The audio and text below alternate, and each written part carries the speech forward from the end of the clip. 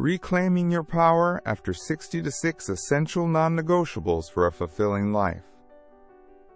Have you ever felt like you're constantly giving, constantly accommodating, constantly putting everyone else's needs before your own?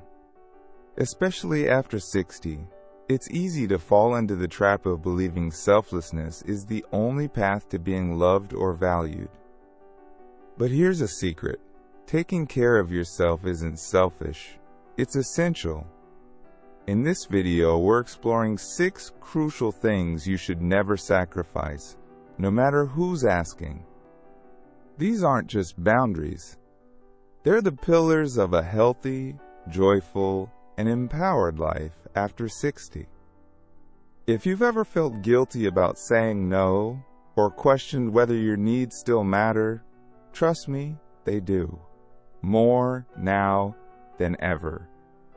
Stick around until the end, because the final point might just be the key to unlocking a level of peace and fulfillment you never thought possible. This isn't about shutting people out, it's about finally letting yourself in. Pillar 1, your inner sanctuary. This is about more than just physical health, although that's certainly a vital component. We're talking about nurturing your mental, emotional, and spiritual well-being. Think of it as your own private garden, a quiet space within you where you can retreat, recharge, reflect, and reconnect with what truly matters. It's the place you go to escape the noise and demands of the outside world, a sanctuary where you can simply be. Imagine Eleanor, 68. For years, she dedicated her life to caring for her ailing husband. Her days were filled with appointments, medications, and endless worry. She poured all her energy into his well-being, a testament to her love and devotion. However, in the process, she unintentionally neglected her own needs. Her inner garden became overgrown with weeds, starved of sunlight and care. After her husband passed, Eleanor found herself adrift.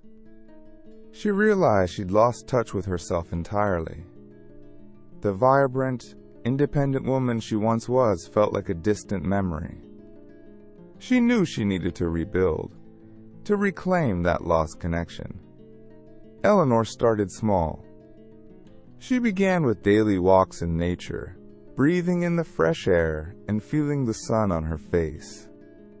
She started a journal, pouring her thoughts and feelings onto the page, a process that felt both cathartic and empowering. One day, while rummaging through old boxes, she stumbled upon a set of paints she hadn't touched in years. A forgotten passion rekindled, and she began to paint again, rediscovering a lost part of herself. Slowly, brick by brick, Eleanor rebuilt her inner sanctuary. She cultivated new habits, nurtured new interests, and rediscovered the joy of simply being. Protecting your inner sanctuary is not a luxury, it's a necessity. It's about prioritizing activities that nourish your soul, activities that bring you peace, joy, and a sense of connection to yourself. Maybe it's meditation, allowing your mind to quiet and your breath to deepen. Perhaps it's gardening, feeling the earth between your fingers and watching new life sprout from tiny seeds. It could be listening to music that moves you, reading a book that transports you to another world, or simply sitting in silence, observing the gentle rhythm of your own breath.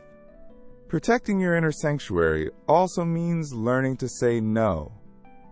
It's about recognizing that you have a finite amount of energy and choosing to spend it wisely. It's about setting boundaries with those who drain you and creating space for those who uplift you. It's about saying no to commitments that feel like obligations and yes to experiences that light you up from within. It's about making conscious choices that honor your well-being and create space for joy, stillness, and self-discovery. It's about reclaiming your inner peace and nurturing the most important relationship you have, the one with yourself. Pillar 2, your authentic voice. For decades, you may have silenced your own voice to keep the peace, to avoid conflict, to fit in. You prioritize the comfort of others, smoothing over disagreements, and nodding along even when you disagreed. Perhaps you were taught that a good woman doesn't make waves, or a wise man keeps his opinions to himself. But after 60, it's time to reclaim your right to speak your truth. You've earned the right to express yourself authentically, without fear of judgment or reprisal. Your voice, honed by years of experience and wisdom, deserves to be heard. Think of George, 72. He spent his entire career in a demanding corporate environment where conformity was the norm. Expressing dissenting opinions was often met with disapproval, and rocking the boat was simply not done. So George learned to bite his tongue, to prioritize diplomacy over authenticity. He became adept at reading the room, anticipating the reactions of others, and tailoring his words to maintain harmony. While this served him well in the corporate world, it left him feeling muted, like a vital part of himself was hidden in the shadows. Retirement, however, offered George a chance to finally speak his mind. Free from the constraints of the corporate world, he began to explore his authentic voice. He joined a book club, a space where diverse perspectives were welcomed and encouraged. He found himself sharing his opinions freely, engaging in lively debates, and discovering the joy of intellectual exchange. He even started writing poetry, a deeply personal form of expression that allowed him to explore his inner world and give voice to his emotions. Through these experiences, George rediscovered a part of himself he had long suppressed. Finding your authentic voice isn't about being aggressive or confrontational. It's not about demanding to be heard or steamrolling over the opinions of others. It's about expressing your thoughts and feelings honestly, even when it feels uncomfortable. It's about speaking your truth with kindness and clarity, recognizing that your perspective is valuable and deserves to be shared. This might mean setting boundaries with those who try to silence you, those who dismiss your opinions or interrupt you mid-sentence. It's about surrounding yourself with people who celebrate your unique perspective, who value your insights and encourage you to speak your mind.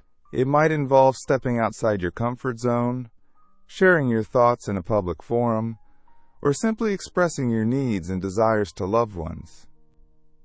Reclaiming your authentic voice can be a gradual process.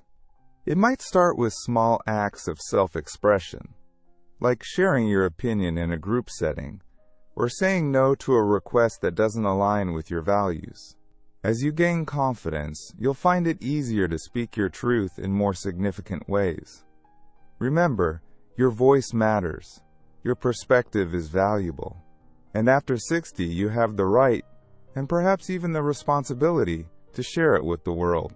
Embrace your authentic voice and experience the liberating power of self-expression. Pillar 3. Your precious time. Time, as we journey through life, becomes an increasingly precious commodity. It's a finite resource, one we can't replenish, and its value only seems to magnify as we grow older. After 60, this realization often hits home with profound clarity. It's not about cramming every waking moment with frenetic activity, rushing from one commitment to the next, but rather about making conscious, deliberate choices about how you spend your precious hours. It's about intentionality, about ensuring that your time reflects your priorities and fuels your soul. Think of Maria, a vibrant 65-year-old who, upon retirement, felt the immense pressure, both internal and external, to dedicate her newfound free time to caring for her grandchildren. While she loved them dearly and cherished the bond they shared, a part of her yearned for something more. She had dreams she had put on hold, passions she longed to rekindle. The thought of her days being consumed solely by childcare, however fulfilling, felt like a betrayal of her own aspirations.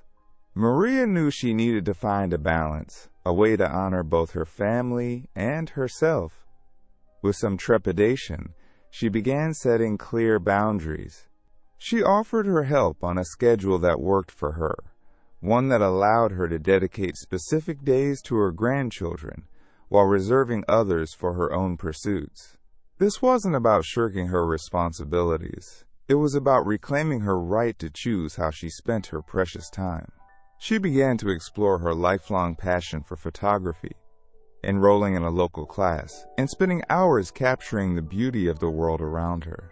She also booked a long-dreamed-of trip to Italy, immersing herself in the art, culture, and history she had always longed to experience. Protecting your precious time, like Maria learned, is not selfish. It's an act of self-preservation. It's about recognizing that you have a finite amount of time left and choosing to spend it wisely. It means setting limits on how much you give to others, ensuring you have ample time for self-care, for pursuing hobbies, for simply being. It's about learning to say no to obligations that don't align with your priorities, requests that drain your energy, and commitments that feel like burdens. It also involves saying yes. Yes to experiences that bring you joy and fulfillment. Yes to opportunities that spark your curiosity. And yes to moments of quiet reflection and introspection. It's about crafting a life that feels spacious and intentional, a life that reflects your authentic self and honors your deepest desires. This might involve setting aside time each day for activities that nourish your soul, whether it's reading a book, taking a walk in nature, meditating, or simply enjoying a cup of tea in silence. It might mean scheduling regular time for friends and loved ones, creating space for meaningful connections and shared experiences. Protecting your precious time is about creating a rhythm that honors both your inner and outer worlds. It's about creating a life that feels less like a race against the clock and more like a leisurely stroll through a beautiful garden, savoring each moment and appreciating the beauty that surrounds you. It's about creating a life that is truly your own. Pillar 4. Your hard-earned wisdom is a treasure trove of experience, perspective, and insight, accumulated over a lifetime of navigating the complexities of life. It's a tapestry woven with threads of triumphs and challenges, joys and sorrows, lessons learned and wisdom gained. After 60, this wisdom isn't something to be tucked away and forgotten. It's a powerful resource to be acknowledged, honored, and shared.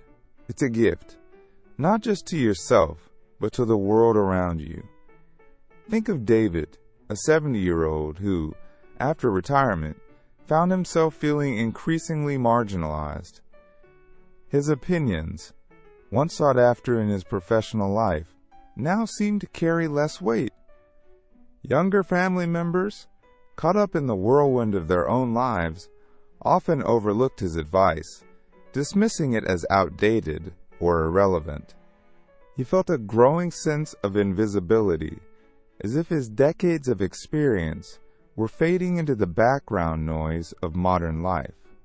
This sense of being unheard began to chip away at his self-worth, leaving him feeling disconnected and undervalued. One day, while reminiscing about his childhood, David stumbled upon a box of old photographs. As he flipped through the faded images, memories flooded back, each one a story waiting to be told. He realized that his life, with all its complexities and nuances, was a narrative worth preserving. He decided to start writing down his memories, his reflections on life's lessons, and the wisdom he had gleaned along the way. He began to chronicle his journey, not just for himself, but for his children and grandchildren. This simple act of putting pen to paper became a transformative experience for David. As he wrote, he reconnected with his own story, rediscovering the richness and depth of his life experience. He began sharing these stories with his family, and to his surprise, they listened. They began to see him not just as an aging relative, but as a source of wisdom and guidance. His stories became a bridge across generations, connecting him to his loved ones in a way he hadn't experienced before. Sharing his hard-earned wisdom not only strengthened his family bonds, but also reignited his sense of purpose and belonging. Honoring your hard-earned wisdom is about recognizing the value of your life experience. It's about understanding that your perspective, shaped by decades of navigating life's ups and downs, offers a unique and valuable lens through which to view the world. It's about acknowledging that the lessons you've learned, the challenges you've overcome, and the triumphs you've celebrated have shaped you into the person you are today. A person with a wealth of knowledge and insight to share. This might involve sharing your stories with loved ones, mentoring younger generations, or simply offering a listening ear and a word of advice when needed. It could mean journaling, writing your memoirs, or even starting a blog to share your thoughts and reflections with a wider audience. It's about finding ways to express your wisdom, to pass on your legacy, and to contribute to the collective wisdom of humanity. It's also about recognizing that your wisdom doesn't have to be grand or profound to be valuable. Sometimes, the simplest observations, the most everyday experiences, can hold the greatest wisdom. It's about valuing the small moments, the quiet reflections, the subtle insights that have shaped your understanding of the world. Honoring your hard-earned wisdom is not about boasting or seeking validation. It's about acknowledging the richness of your life experience and sharing it with those who are open to receiving it. It's about recognizing that your voice matters, that your perspective is valuable, and that your wisdom has the power to inspire, guide, and connect you to others in meaningful ways. It's about embracing your role as an elder, a mentor, a source of wisdom and guidance for those who follow in your footsteps. It's about leaving your mark on the world, not just through your accomplishments, but through the wisdom you've accumulated along the way. Pillar 5. Your chosen connections. As we journey through the tapestry of life, the threads of connection become increasingly precious. After 60, the quantity of our relationships often matters less than the quality. It's about recognizing that your energy is a precious resource and choosing to invest it in relationships that nourish your soul, uplift your spirit, and bring you genuine joy. It's about cultivating a circle of support, a community of like-minded souls who celebrate your journey, encourage your growth, and offer unwavering support through life's inevitable ups and downs. Think of Susan, a vibrant 63-year-old who, after decades of prioritizing the needs of others, found herself surrounded by relationships that felt more like obligations than genuine connections. She attended social gatherings out of duty, maintained friendships out of habit, and spent countless hours on the phone with people who drained her energy. While she valued these connections on some level, a nagging sense of emptiness persisted. She realized she was spreading herself thin, giving her time and energy to relationships that didn't truly fill her cup. One day, while reflecting on her life, Susan realized she had the power to choose. She decided to make a conscious shift, to prioritize relationships that were mutually supportive, uplifting, and aligned with her values. This wasn't about abandoning her existing relationships. It was about reevaluating them, setting healthy boundaries, and making space for connections that truly nourished her soul. It was about recognizing that saying no to some relationships meant saying yes to others, yes to herself. Susan began by setting gentle boundaries. She politely declined invitations to events that felt draining, and she started limiting her time with people who consistently left her feeling depleted. This created space for her to nurture the relationships that brought her joy, the connections that felt effortless and authentic. She joined a book club, connecting with people who shared her love of literature. She started volunteering at a local animal shelter, finding kinship with fellow animal lovers. She reconnected with old friends who shared her values and her zest for life. Slowly but surely, Susan cultivated a circle of chosen connections, a community of people who celebrated her for who she was, who supported her dreams, and who made her feel seen and valued. These relationships became her anchors, her sources of strength and inspiration. She realized that true connection wasn't about quantity, but about quality. It was about surrounding herself with people who lifted her up, who made her laugh, and who reminded her of her own worth. Cultivating your chosen connections is not about being exclusive or judgmental. It's about being mindful of your energy and choosing to invest it in relationships that are truly reciprocal. It's about recognizing that you have the right to choose who you spend your time with, and that it's okay to let go of relationships that no longer serve you. It's about creating a supportive community that honors your individuality, celebrates your journey, and empowers you to live your life to the fullest. This might involve joining groups or organizations that align with your interests, reconnecting with old friends, or simply making an effort to deepen the connections you already have. It's about being open to new relationships, while also being willing to release those that no longer bring you joy. It's about recognizing that your relationships are a reflection of your values, and choosing to surround yourself with people who inspire you to be your best self. It's about creating a vibrant tapestry of connections that enrich your life, support your growth, and fill your heart with love and laughter. Pillar 6. Your right to evolve doesn't magically disappear when you reach a certain age. In fact, the years after 60 can be a time of incredible personal growth and transformation. Think of it as a new chapter, an opportunity to shed old patterns, explore new possibilities, and rediscover yourself in ways you never thought possible.